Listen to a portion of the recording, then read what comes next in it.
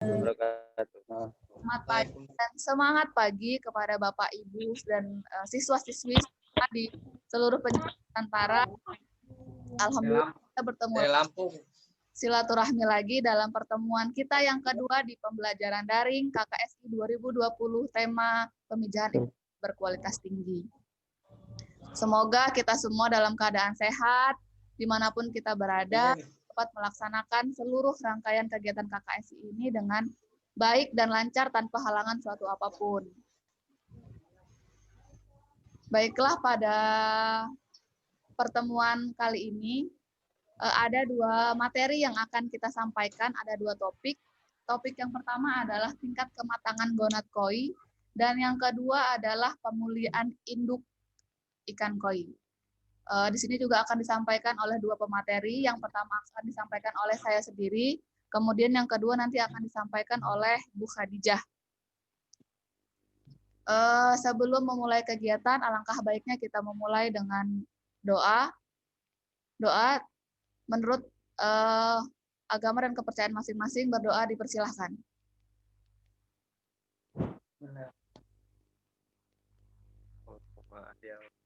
Berdoa cukup. Baiklah, langsung kita mulai saja di materi yang pertama tentang tingkat kematangan ikan koi. Di slide.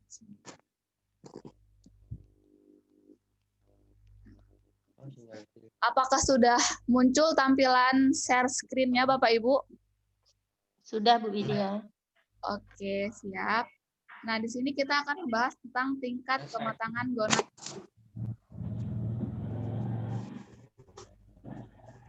Beberapa pokok bahasan yang akan kita bahas adalah yang pertama pengertian tingkat kematangan gonad, kemudian yang kedua pentingnya mengetahui tingkat kematangan gonad ikan koi, kemudian tahapan PKG itu sendiri, dan yang keempat adalah pemulihan induk ikan koi. Oke, lanjut. Nah, yang pertama adalah pengertian kematangan gonad.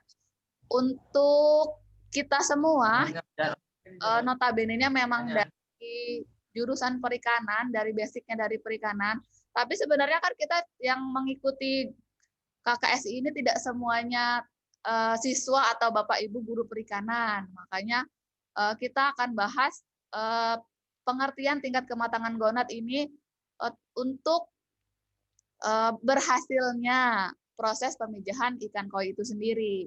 Nah, sekarang kita membahas setiap ikan itu kan memiliki tahapan tingkat kematangan gonad. Masing-masing ikan itu pasti memiliki, tanpa terkecuali ikan koi. Biasanya dari masing-masing ikan itu ada beberapa perbedaan-perbedaan. Sekarang kita akan membahas tentang tingkat kematangan gonad khusus ikan koi. Sebenarnya tingkat kematangan gonad itu apa sih? Simpelnya adalah TKG itu petunjuk suatu tingkat kematangan seksual ikan. Petunjuk suatu tingkat kematangan seksual ikan. Nah, ikan koi kan ada ikan jantan dan ikan betina. Nah, untuk yang jantan ini, tingkat kematangan seksualnya berarti tingkat kematangan testis, yang hasil akhirnya nanti adalah sperma. Kemudian, untuk ikan koi yang betina, tingkat kematangan seksualnya berarti tingkat kematangan ovarium, yang nanti hasil akhirnya adalah tingkat kematangan telur. Seperti itu. Sepertinya sampai sini sangat mudah dipahami. Yang penting jangan tertukar. Jantan adalah kematangan testis yang hasil akhirnya sperma, dan betina adalah tingkat kematangan ovarium yang hasil akhirnya adalah telur. Seperti itu. Kemudian lanjut di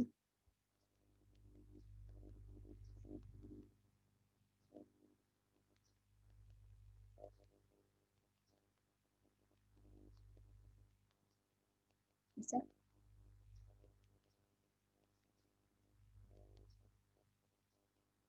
Sudah.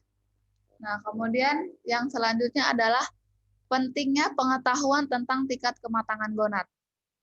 Kenapa sih kita harus mempelajari tingkat kematangan gonad gitu? Yang pertama yaitu indikator awal untuk memilih indukan yang akan dilakukan pemijahan.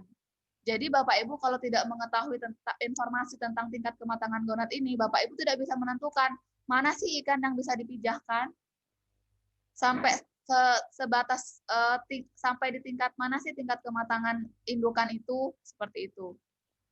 Jadi pentingnya itu untuk mengetahui yang pertama waktu pemijahan. Jelas waktu pemijahan. Ketika kita mengetahui tahap mana tingkat kematangan gonad si ikan tersebut, kita akan bisa menentukan waktu pemijahannya. Misalnya si ikan masih dalam fase tingkat kematangan tingkat 3. Berarti kita harus menunggu 1 tahap lagi, gitu kan. Makanya kita waktu pemijahannya masih harus menunggu sampai dia masuk ke tahap masak atau tahap 4. Kemudian yang kedua, ukuran ikan pertama kali matang gonad. Nah, Bapak Ibu misalnya kita memijahkan ikan, kemudian ada beberapa ikan yang masuk dalam grade bagus yang akan kita besarkan menjadi indukan, seperti itu. Nah, itu biasanya kita akan tahu pertama kali matang gonad itu di ukuran berapa sih ikan itu, seperti itu. Biasanya di ukuran 30 sampai 50 cm, kemudian di umur 2 tahun. Ya, di umur 3 tahun, 2 sampai 3 tahun biasanya itu pertama kali matang gonad. Kemudian yang ketiga untuk mengetahui perbandingan ikan yang akan melakukan reproduksi dan yang tidak. Jadi Bapak Ibu bisa membandingkan mana ikan yang sudah matang gonad, mana yang belum matang gonad. Makanya kita harus mengetahui pengetahuan tentang TKG si ikan koi ini sendiri. Kemudian yang keempat adalah untuk membedakan ikan yang akan memijah, ikan yang baru memijah, ikan yang selesai memijah seperti apa. Itu ada nanti di pengetahuan tentang tahapan-tahapan tingkat kematangan gonad si ikan koi. Nah, dari pentingnya pengetahuan tingkat kematangan gonad ini, Bapak, Ibu, dan adik-adik semua, ada fakta menarik yang harus kita lihat. Di sini ada fakta yang bersumber dari KKP Kabupaten Blitar tahun 2008, bahwa produksi ikan koi di Indonesia tercatat mencapai 30% dari total ikan hias hasil budidaya. Nah, fakta ini menunjukkan bahwa sumbangsih dari budidaya ikan koi di Indonesia ini menyumbangkan 30% produksi dari total produksi ikan hias hasil budidaya. Makanya begitu pentingnya kita mengetahui pengetahuan tentang tingkat kematangan gonad guna untuk pengembangan budidaya ikan koi itu sendiri. Jadi ketika semakin paham kita tentang tingkat kematangan gonad, khususnya ikan koi, kita dapat mengembangkan produksi budidaya ikan koi di Indonesia. Seperti itu. Kemudian ini indikator tingkat kematangan gonad pada ikan koi betina. Di sini sudah muncul gambar ini alat kelamin ikan koi betina. Mundur, Bu. Ikan koi betina, Bapak Ibu bisa lihat situ ada gambar yang ada lingkaran merahnya. Ya, itu adalah gambar alat kelamin ikan koi betina. Dia alat kelamin ikan koi ini, Bu, hanya memiliki satu saluran. Jadi saluran pembuangan feses dan saluran untuk keluarnya sperma dan keluarnya telur itu menjadi satu saluran seperti itu. Jadi bentuk dari alat kelamin jantan dan betina itu tidak begitu berbeda. Yang membedakan adalah biasanya kalau ikan koi betina itu dia lebih menggelembung. Kalau untuk yang betina, yang jantan dia lebih mengempis. Nah, itu di bawahnya ada gambar alat kelamin ikan koi betina kalau kita lihat melalui organ dalamnya. Jika kita belah, itu seperti itu. Posisinya di situ, tuh ovarium. Kemudian yang ada lingkaran seperti di bawahnya itu adalah nanti langsung masuk ke saluran pembuangannya, saluran keluarnya feses dan saluran keluarnya telur. Kemudian indikator TKG pada ikan koi ini yang kita lihat adalah bentuk ovariumnya, bisa ukuran ovariumnya, warna ovariumnya, kemudian kejelasan telur dan warna telur. Nah, dari masing-masing indikator ini Bapak Ibu, kita menyesuaikan berdasarkan pada tahap mana tingkat kematangan gonad ikan koi itu sendiri. Misalnya masuk ke tahap 1, nanti bentuk ovariumnya seperti apa, ukuran ovariumnya seperti apa, itu nanti akan kita bahas di slide selanjutnya. Nah, itu sudah terlihat. Ini kita bahas yang ikan koi betina pada TKG 4. Sudah terlihat bahwa alat kelaminnya berwarna kemerah-merahan. Kemudian indikator yang paling terlihat adalah jika di stripping keluar telur yang berwarna orange atau orange pekat biasanya. Lebih ke orange-orenan. Seperti itu. Untuk yang ikan koi betina. Kemudian yang kedua adalah indikator TKG pada ikan koi jantan. Untuk indikatornya hampir sama, bentuk testis, kemudian ukurannya, warnanya, dan jika di stripping akan keluar cairan sperma berwarna putih seperti itu. Nah, kita dapat membedakan ya Bapak Ibu itu untuk alat kelamin koi jantannya dia hampir sama, cuma dia lebih mengempis. Kalau kita lihat yang koi betina sebelumnya adalah dia akan lebih menggelembung. Seperti itu. Nah, ini untuk lebih jelasnya akan saya sandingkan antara ikan koi jantan dan koi betina. Nah, ini kita bisa lihat Bapak Ibu. Sama seperti itu alat kelaminnya, cuma dia kalau misalnya yang betina itu kan kemerah-merahan, kemudian dia sedikit menggelembung. Nah, untuk yang jantan, dia akan tetap seperti itu, terlihat mengempis.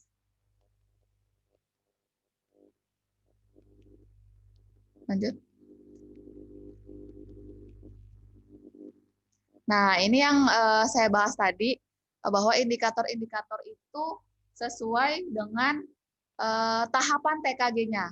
Nah, tahapan TKG ikan koi ini ada 5. Yang pertama tidak masak, kemudian permulaan masak, hampir masak, masak, dan salin. Salin adalah masuk ke fase kembali ke awal, ke permulaan kembali. Seperti itu. Jadi setelah mereka melakukan pemijahan, nanti dia akan kembali untuk mempersiapkan telurnya kembali untuk di proses siklus pemijahan yang berikutnya. Seperti itu. Ini gambar-gambar telurnya. Jadi untuk yang di TKG 4 itu dia sudah jelas bulir-bulir telurnya. Seperti itu. Kemudian lanjut. Untuk penjelasan dari tahapan TKG. Next. Nah, ini. Tadi kan tahapan TKG-nya ada 5. Untuk tidak masak itu ukurannya dia kecil. Transparan, untuk jantan itu berwarna abu-abu. Berarti spermanya ya Ibu berwarna abu-abu, dan ini untuk yang betina dia warna telurnya kemerahan. Kemerahan.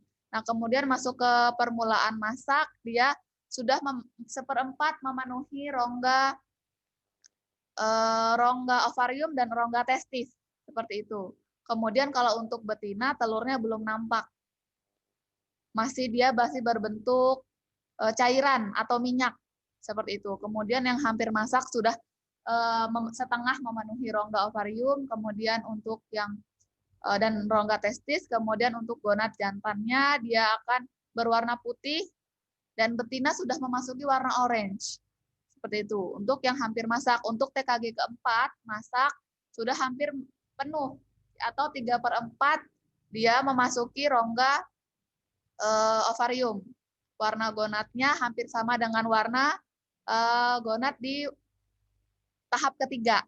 Seperti itu, putih dan orange, dan telurnya juga berwarna orange, hampir sama warnanya di tahap ketiga.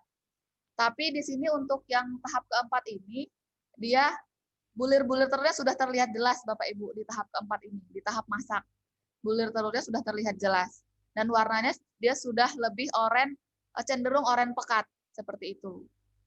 Kemudian masuk ke fase salin. Fase salin ini setelah melakukan pemijahan. Dia masuk lagi hampir sama ke permulaan masak. Seperti itu, gonadnya berwarna, spermanya untuk jantan berwarna putih dan betinanya telurnya masih berwarna kemerahan dan belum tampak bulir telurnya. Seperti itu. Itu untuk tahapan TKG-nya. Untuk yang kita berbicara yang matang gonad adalah yang pada TKG ke-4. Seperti itu. Jadi sudah memenuhi 3/4 dari rongga ovarium, sehingga ketika kita stripping akan mudah keluar karena sudah banyak telurnya dan spermanya. Gonad spermanya sudah berwarna putih, kemudian telurnya sudah jelas bulir-bulir telurnya dan berwarna orange atau orange pekat. Seperti itu. Nah, untuk di sini ada faktor yang berpengaruh pada TKG. Jadi faktornya ada 2 faktor, faktor general, faktor internal dan faktor eksternal. Faktor internalnya itu faktor dari genetis dari ikan koi itu sendiri, yaitu yang mempengaruhi adalah vitelogenesis, yaitu proses pengendapan kuning telur, hidrasi dan pembentukan butir minyak. Tadi tuh Bapak Ibu yang mempengaruhi itu genetis tadi kan pada tiap tahapan TKG itu dia misalnya TKG 1 telur dia masih hanya minyak, kemudian masih berupa cairan, nanti masuk ke TKG 3 ke TKG 4 dia akan semakin bulir telurnya akan semakin jelas. Itulah faktor internal atau faktor genetis yang mempengaruhi tingkat kematangan gonad dari ikan koi itu sendiri. Kemudian untuk faktor eksternal atau faktor lingkungannya itu ada 2 faktor. Yang pertama faktor makanan, yang kedua faktor suhu. Faktor makanan itu adalah biasanya kita untuk indukan itu kan kita pisahkan ya Ibu, pemeliharaan indukan namanya. Jadi untuk treatment-treatmentnya agar si indukan itu lebih cepat untuk matang gonad, yaitu diberi makanan yang mengandung 30-50% protein. Seperti itu. Kemudian untuk suhunya harus pada suhu optimal. Kenapa? Karena suhu mempengaruhi sistem metabolismenya, sehingganya segala sistem yang ada dalam ikan akan lancar seperti itu. Makanya si ikan harus dalam kondisi pada suhu yang optimal seperti itu. Jadi lebih ke lingkungan itu, makanan dan ke kualitas air dari tempat hidup si ikan, tempat hidup si pemeliharaan indukan itu Bapak Ibu, seperti itu. Lanjut. Udah. Sampai situ untuk materi tentang tingkat kematangan ikan gonad. Ini kita lanjutkan dulu sampai ke pemulihan indukan. Nanti 15 menit terakhir kita akan lakukan sesi tanya jawab. Baiklah, untuk mempersingkat waktu, materi pemulihan indukan ikan koi akan disampaikan oleh pemateri kita yang kedua, yaitu Bu Khadijah Aziz. Kepadanya dipersilahkan.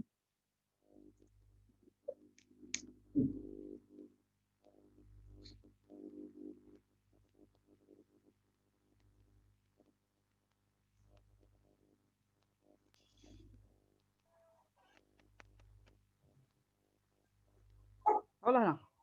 Masuk di HP kalau lah.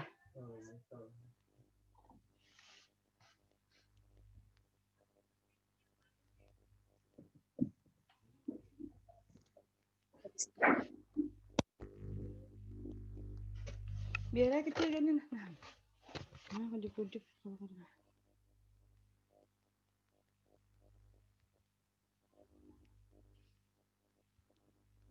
Tok dia lahkan. Nah, jangan bergerak lagi. Biar dia habis itu sudah. Dia lancar di HP. Nah.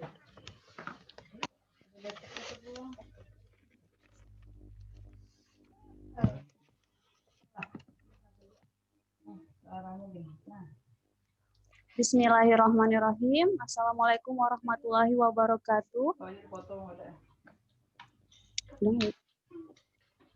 Baik, terima kasih Bu Widya atas kesempatan. Waalaikumsalam warahmatullahi wabarakatuh. Waalaikumsalam warahmatullahi wabarakatuh. Lanjut ke sesi kedua ya, tentang pemulihan induk ikan koi. di mana tadi kita sudah mendengarkan sharing materi yang diberikan oleh Bu Widya tentang TKP. Ini sangat berhubungan dengan pemulihan induk ikan koi. Tujuan akhir dari kegiatan KKSI kita adalah pemijahan ikan koi. Pemijahan ikan koi itu belum bisa dilakukan ketika ikan belum masak, seperti itu. Nah, sebelum ikan masak, ada beberapa treatment khusus untuk memuliakan induk ikan koi agar ikan koi tersebut termasuk kriteria indukan yang benar-benar siap dan bisa dijadikan indukan yang nantinya akan menghasilkan anakan yang unggul seperti itu, nak, ibu-ibu dan bapak-bapak. Jadi pemuliaan induk ikan itu apa? Adalah suatu proses untuk memperoleh indukan yang unggul yang nantinya akan menghasilkan generasi anak yang unggul pula. Jadi dalam memilih induk itu sebenarnya berawal dari hasil selektivitas breeding atau selective breeding, yang kita tahu bahwa seleksi breeding ikan koi itu dilakukan secara konvensional atau secara sederhana, yaitu memilah-milah mulai dari generasi unggul dari pemijahan pertama sampai dia fase selektif yang bisa di next video. Videonya ditutup lah. Video. Anunya, suaranya. Kan mulai bapak sih komandan. Febri kan? Udah ready. Nah, ini udah sama tuh. Jadi siapa? Oh, ready nang. Dulu dia jual tuh sampai Ada jual sama yang jualan makannya. Ini mah ikat yakan, pasti akan.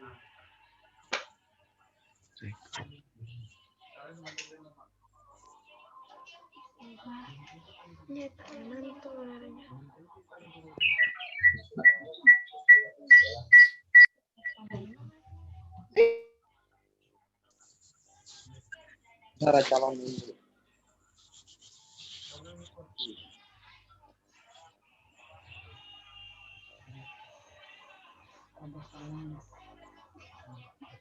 Kita suaranya ada kan?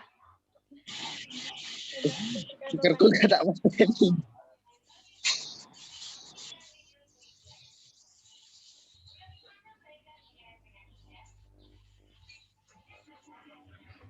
Anda.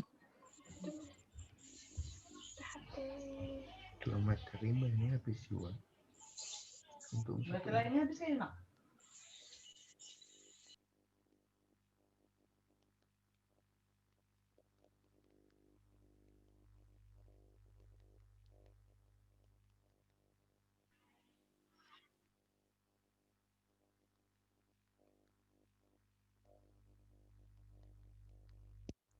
Maaf, ada kesalahan teknik sedikit. Lanjut ke tahap selektif indukan breeding. Jadi sebenarnya tahap selektif induk breeding itu bermula dari indukan juga yang melahirkan anakan larva yang jumlahnya bisa 3.000 sampai 300.000 sampai 400.000 anakan. Kemudian diseleksi pertama kali ketika umur 3 bulan sampai 6 bulan. Yang pertama dilihat adalah corak, warna tubuh, dan pattern atau pola.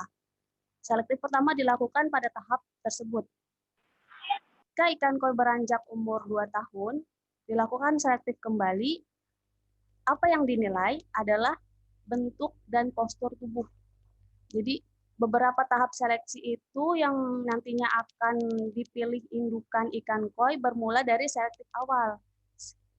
Yang dari mulai memilih warna ikan koi yang unggul, kemudian pola anakan ikan koi yang unggul, dan corak anakan ikan koi yang unggul. Setelah corak dan warna sudah dipilih, dari hasil selektif tersebut, nanti ketika ikan koi berumur sekitar 2-3 tahun, dipilih kembali, diseleksi kembali. Apa yang diseleksi adalah laju pertumbuhannya. Kenapa laju pertumbuhan dipilih? Karena Itu alasannya, karena kita akan memilih benar-benar indukan yang benar-benar memiliki strain yang unggul. Unggul dari segi corak dan laju pertumbuhan. Setelah anakan yang sudah dipilih akan dipindahkan ke kolam pembesaran. Nah, tahap lamanya ikan dimasukkan ke dalam pemeliharaan kolam pembesaran itu tergantung dari keinginan. Mau ikan tersebut dipanen ketika setelah 2 tahun, bisa juga sampai 6 tahun, tergantung ukuran yang diinginkan. Seperti itu. Ikan yang dilakukan perawatan di kolam pembesaran itu dengan treatment pemberian pakan dengan kandungan protein yang tinggi 30 sampai 50, bisa menggunakan pakan buatan dan pakan alami. Biasa yang digunakan pakan alami adalah maggot atau katak, seperti itu. Setelah dilakukan pembesaran, dilakukan tahap lanjutan yaitu panen. Nah, panen ini diseleksi lagi calon indukan, di mana ikan yang akan dijadikan indukan itu diseleksi, dan ikan yang akan dilakukan distribusi penjualan akan dilakukan ikan yang akan dijual ya akan dijual, seperti itu. Tapi ikan yang benar-benar unggul, sebagian besar peternak pembudidaya ikan koi itu tidak dijual, tapi disimpan untuk sebagai broodstock atau stok indukan yang akan mereka lakukan. Indukan itu broodstock. Bagaimana memanajemen induk? Ada 3 hal yang harus dipilih, yaitu pemilihan ikan dengan kualitas hereditas yang diinginkan harus tinggi. Yang tinggi maksudnya apa? Laju pertumbuhannya cepat, kemudian nafsu makannya tinggi, dan kuat terhadap perubahan pola oksigenasi di air, seperti itu. Yang kedua, pemilihan ikan dengan organ seksual yang berkembang dengan baik. Sama halnya, yang ketiga, pilihlah ikan yang sehat dan TKG-nya yang berkembang, seperti sharing materi yang dijelaskan oleh Bu Widya tentang TKG tadi. Next.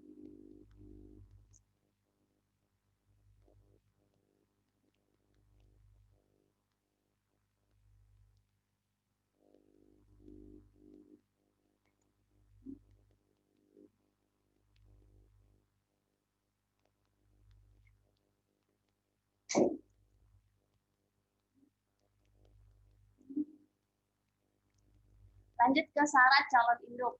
Ada beberapa syarat calon induk yang harus kita teliti dan amati dengan seksama. Di mana calon induk kita tahu adalah calon yang akan menghasilkan generasi-generasi anakan yang kita harapkan unggul, seperti itu. Jadi sebelum kita mengharapkan anakan ikan koi kita itu baik, bagus, berkualitas tinggi, kita harus lihat dulu indukannya seperti apa. Nah, ada 5 syarat untuk calon indukan. Pertama, keadaannya sehat. Sehat dalam arti ini bisa kita lihat dari pergerakannya. Pergerakan ikan itu sehat, pergerakan ikan itu lincah. Kemudian dia bergerak ke seluruh penampang kolam, tidak mengendap di dasar atau hanya di permukaan. Kemudian yang kedua, tanpa luka dan tidak ada parasit. Kita tahu kita menginginkan ikan yang benar-benar sehat dari segi mental dan segi kesehatan morfologi luarnya, sehingga diharapkan tidak ada sedikit pun luka dan parasit yang ada di calon induk yang akan kita pijahkan. Kemudian tidak ada deformasi sirip atau tubuh. Deformasi ini adalah perubahan bentuk sirip dan perubahan bentuk tubuh. Yang namanya ikan kan mengalami pertumbuhan. Nah, laju pertumbuhan itu secara alami kita tidak bisa mengkontrol karena itu adalah jalur organisme ikan koi sendiri. Ketika kita memilih calon induk, kita harus teliti apakah ikan kita itu mengalami perubahan bentuk atau tidak. Bila mengalami perubahan bentuk, lebih baik ikan tersebut digugurkan seperti itu. Kemudian bentuk tubuh yang harus profesional. Bentuk tubuh yang profesional seperti apa? Sudah kita bahas di materi sebelumnya bahwa ikan koi yang memiliki tubuh profesional adalah bentuk tubuh yang torpedo, kan? Kemudian ciri yang paling menentukan calon indukan bisa dilakukan pemijahan ternyata ada di pangkal sirip di pangkal ekor atau caudal peduncle. Ketika kita lihat ikan koi kita itu bentuk caudal peduncle-nya agak menggembung dan padat, itu bisa dijadikan satu syarat indikator ikan tersebut, calon indukan ikan tersebut bisa kita pilih untuk indukan yang akan melakukan pemijahan nantinya seperti itu. Yang terakhir adalah TKG, tingkat kematangan gonadnya benar-benar berkembang. Kan tadi TKG ada 4, TKG 5, T1, 2, 3, 4 dan 5. Kita lihat TKG tersebut TKG-nya benar-benar mengalami perkembangan. Yang goalnya itu bisa kita lihat ketika di stripping keluar cairan sperma pada jantan, dan yang betina itu biasanya kalau misalnya belum keluar sel telur bisa ditandai dengan keluarnya cairan berwarna putih bening. Next. Nah, tahap-tahapnya seperti apa? Sudah dijelaskan, ada sebenarnya 4 tahap dalam memilih pemuliaan indukan ikan koi. Yang pertama kami sudah jelaskan seleksi awal untuk menghasilkan hereditas yang tinggi. Ada 2 seleksi kan? Untuk pertama seleksi memilih warna corak dan pola ikan. Kemudian seleksi kedua adalah laju pertumbuhan dan bentuk ikan. Sudah terseleksi, kemudian dilakukan perawatan dan pembesaran di kolam pembesaran. Diberikan asupan nutrisi dan kualitas lingkungan yang optimal. Seperti itu. Dan yang ketiga, ketika dilakukan perawatan, dilakukan tahap pemanenan. Diambil calon indukan yang siap untuk dipindahkan ke kolam indukan. Nah, di sini adalah tahap terakhir di mana kita memilih indukan mana yang akan dijadikan indukan yang siap dipijahkan. Seperti itu. Tahap-tahapnya seperti apa? Pertama, kita siapkan 2 kolam dengan ukuran 2x1 atau 4x1 tergantung dengan jumlah indukan yang akan kita pijahkan. Indukan yang akan kita pijahkan itu tergantung pula dengan ciri-ciri apakah indukan tersebut benar-benar siap untuk dipijahkan, mulai dari TKG-nya, mulai dari bobot, dan lain-lain. Sudah disiapkan kolam, kemudian khusus untuk kolam indukan itu kita harus memisahkan, karena kan tadi disediakan 2 kolam ya, yang satu kolam indukan jantan dan satu untuk kolam indukan betina. Dipisahkan, kemudian dimuliakan di situ. Gimana cara memuliakannya? Dengan cara memberikan pakan untuk mengimprus tingkat kematangan gonad. Jadi awalnya misalnya indukan ikan yang kita pilih itu ternyata TKG-nya masih 3, kita bisa mengimprus tingkat kematangan gonad. Sebenarnya ada 2 tahap secara konvensional, pemberian pakan dengan asupan nutrisi protein yang tinggi dengan kadar protein 30 sampai 40. 30 sampai 40 ya, bukan 30 sampai 50, karena kalau misalnya terlalu tinggi mengkhawatirkan bahwa telur-telur yang ada di ovarium betina itu mengandung lemak. Takutnya seperti itu, karena semakin banyak telur yang mengandung lemak ditakutkan menghambat laju masuknya sperma ke dalam sel telur, dan itu dapat menurunkan menghambat proses pemijahan seperti itu. Kemudian asupan nutrisinya 30-40% dan diberikan settingan akuarium yang benar-benar terkontrol. asupan DO-nya yang optimal. Sekian, itu saja tahap pemuliaan calon induk ikan koi. Lebih kurangnya saya kembalikan ke moderator.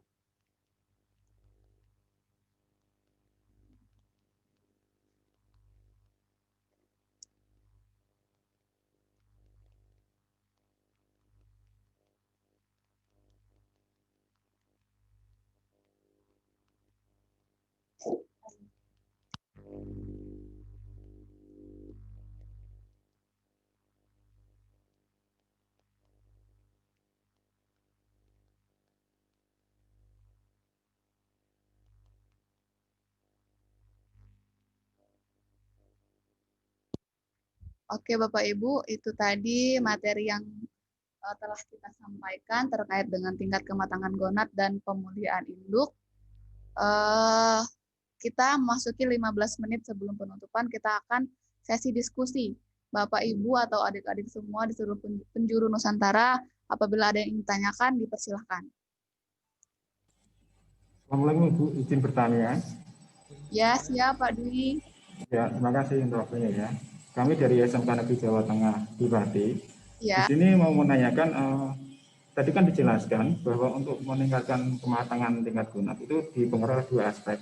Satu dari makanan dan dua dari suhu optimal. Ya. Di sini yang ingin saya tanyakan, suhu optimal itu berapa derajat Celcius, berapa derajat maksudnya, terus makanan, di sini kan tadi dijelaskan mengandung kadar protein 30-40%. Iya. Itu akan memengaruhi untuk warna ikan enggak dengan kadar protein yang hanya 30-40%. Setahu kami di pasaran kan produk pakan itu di atas 40%. Gitu Bu ya. Ya, oke, siap. Terima kasih. Ya, sama-sama Pak. Akan langsung saya jawab ya Pak, saya bantu kita sharing. Untuk suhu optimal itu sebenarnya kalau untuk ikan koi hampir sama dengan ikan tawar yang lainnya. Biasanya itu di suhu antara 25 sampai 30, Pak. Suhu optimalnya 25 sampai 30. Terlepas dari suhu, sebenarnya secara lengkapnya adalah kualitas airnya seperti apa. Cuma memang yang untuk harus lebih kita kontrol itu adalah suhu, dan biasanya kalau koi itu lebih ke oksigen terlarutnya. Jadi memang oksigen terlarutnya harus benar-benar terpenuhi, harus benar terjaga seperti itu Pak untuk kualitas airnya. Untuk kemudian untuk dari indikator yang kedua itu adalah makanan. Untuk makanan itu tadi pertanyaan adalah mempengaruhi ke warna atau tidak. Kalau ke warna itu lebih ke hereditas dari gen si ikan koi itu sendiri Pak. Jadi banyak atau sedikitnya protein misalnya lebih tinggi dari 40 atau kurang dari 40% itu tidak mempengaruhi nanti hasil warna ikannya, karena itu balik lagi ke faktor genetisnya seperti itu. Tetapi dikhawatirkan kalau kita memberikan ketika untuk treatment induknya kita memberikan terlalu banyak protein, dikhawatirkan nanti di telurnya akan banyak mengandung lemak sehingga si sperma akan kesulitan untuk membuahi si telur itu, seperti itu Pak. Oke, terima kasih Bu jawabannya. Ya, sama-sama Pak. Untuk yang lain, Bapak Ibu yang lain dan adik-adik semua, apabila ada yang ditanyakan, dipersilahkan.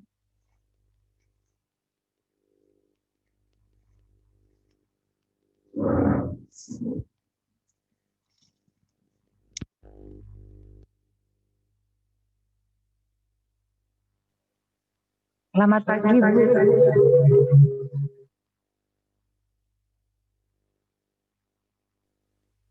Saya boleh bertanya, Bu?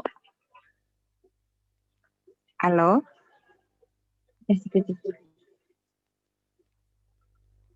Ya, Ibu, yang ingin saya tanyakan untuk pemeliharaan dari calon induk sampai ke induk, tadi kan ada beberapa syarat selain bentuk tubuhnya, tapi juga ada warna.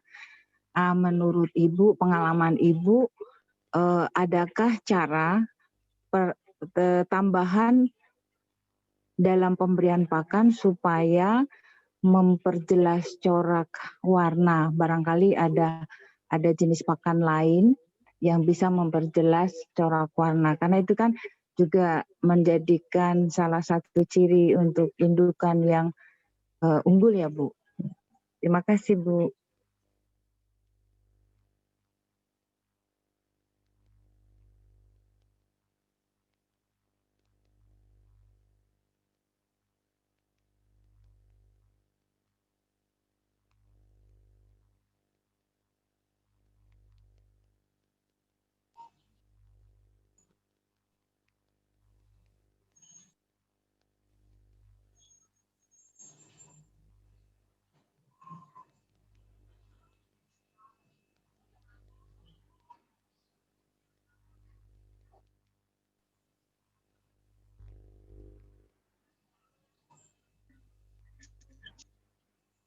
Tidak dengar suara.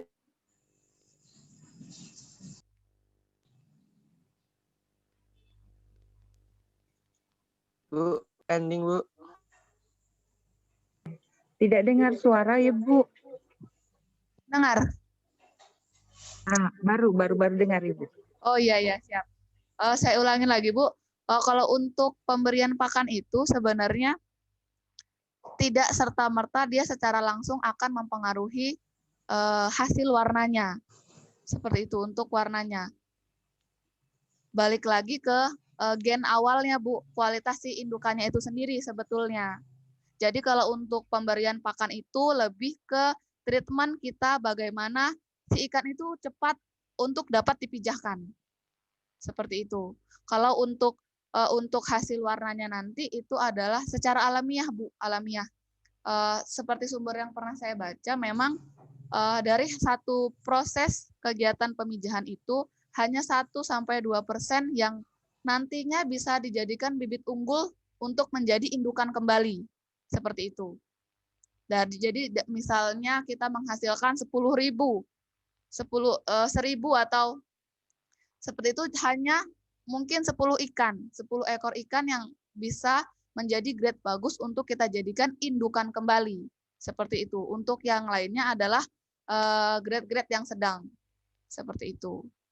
Jadi kalau untuk pemberian pakan lebih ke untuk mempercepat proses pematangan gonad ikan. Untuk mempercepat proses pemijahan. Seperti itu. Atau nanti kalau misalnya kita saling sharing, kalau nanti ada informasi kembali, kami juga mendapat informasi bahwa ada pakan yang dapat meningkatkan kontrastisitas dari warna si ikan, itu nanti akan kita sharingkan di grup. Kita sama-sama mencari informasi seperti itu, Bu. Ya, terima kasih Ibu. Boleh tambah sedikit Ibu? Untuk ya.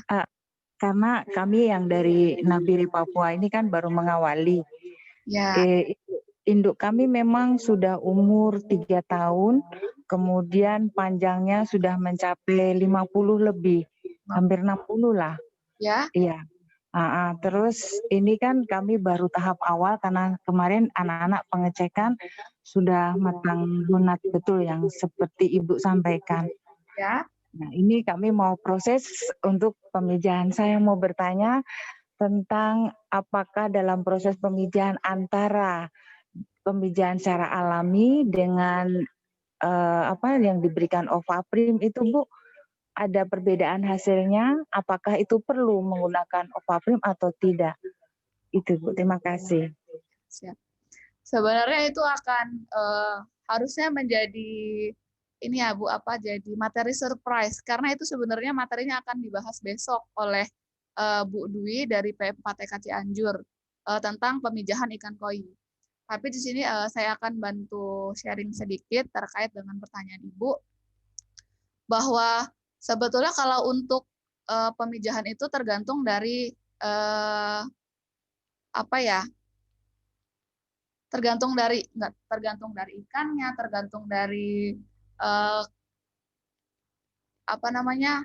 ketersediaan di sisi pembudidaya itu sendiri. Cuma memang lebih amannya baiknya kita menggunakan Ovaprim. Seperti itu, Bu.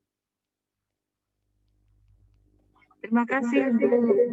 Kalau memang kondisinya yang sudah Ibu ceritakan sudah matang gonad, sudah yakin, mungkin menurut saya jauh lebih baik alami. Kalau memang Ibu sudah yakin itu sudah matang gonad, sudah sesuai dengan syaratnya seperti itu, memang sebenarnya bagusnya alami, tidak apa-apa Bu, dicoba untuk alami. Tapi untuk kalau misalnya kita menggunakan Avaprim itu kan kita yang untuk merangsang, seperti itu, untuk merangsang. Tapi kalau sekiranya memang sudah yakin, sudah matang gonad, sudah bisa dilakukan pemijahan, baiknya dilakukan untuk pemijahan alami, seperti itu. Terima kasih Ibu. Sama-sama, Bu Sugiyarti. Mungkin ini waktunya 5 menit lagi. Untuk satu penanya lagi, kalau tidak ada kita lakukan kita penutupan. Nanti kita lakukan sharing lanjut lagi di grup. Bu, Halo Bu. izin bertanya. Ya, siap. Siapa dulu nih? Kurnia. Ya Bu. Oh ya, Kurnia. Izin bertanya ya Bu. Saya dari SMK Pertanian. Ya. Berapa lama lagi indukan ikan koi ini dapat matang gonad setelah kita pijakan? Oke, siap. Berapa lama lagi? Nanti itu ya. Ya, masuki setelah proses di tingkat kematangan gonad 4, dia masak, kemudian kita lakukan pemijahan, dia mengeluarkan telurnya, kemudian dia memasuki fase salin. Fase salin itu sama seperti fase kedua atau fase hampir masak. Apa yang kedua? Yang kedua itu permulaan masak, maaf. Yang kedua itu permulaan masak. Jadi untuk berapa lamanya tergantung dari pemuliaan indukan tadi. Seperti itu.